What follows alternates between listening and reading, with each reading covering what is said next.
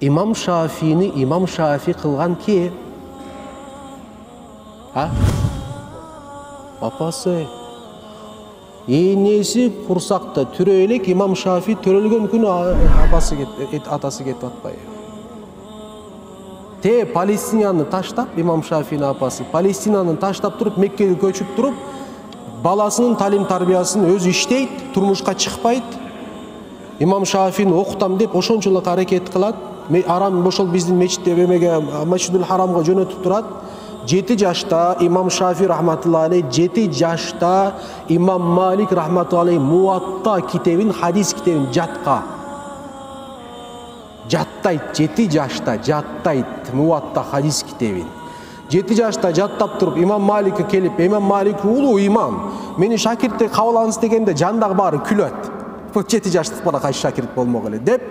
Бирок ошону кандай кылат билесиздер? Ошол жерде акылдуулукту карасаңыздар, ошол жердин губернаторунан кат жаздыртып туруп кабыл кылдырат İmam Malikке. 7 жаш бала. Анан келип туруп, кана китепти аччы, окуп берчи дегенде İmam Malik айтат, устаз дейт.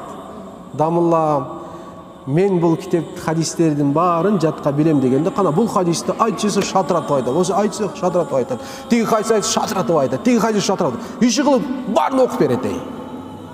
İmam Malik шакиртте кабыл кылат.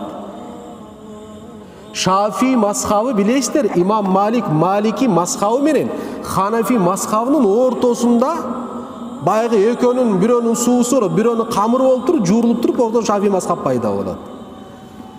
İmam Şafii'ni Abu Hanifa'nın şakirti İmam Muhammed görüp kalganda bul bala altın bala deyip barıp turup enesine juuçulukka düşüp enesini alat. İmam Şafii'ge ilimine emne kılış üçün kamsızda bağa şart düzüp beriş üçün.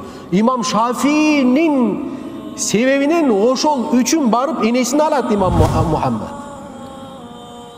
İmam enesini alıp turup bana İmam Şafii'nin ne kılat? Çoğun oytot oşonday. Demek ата эненин бала тарбияда роль өтө чоң экен.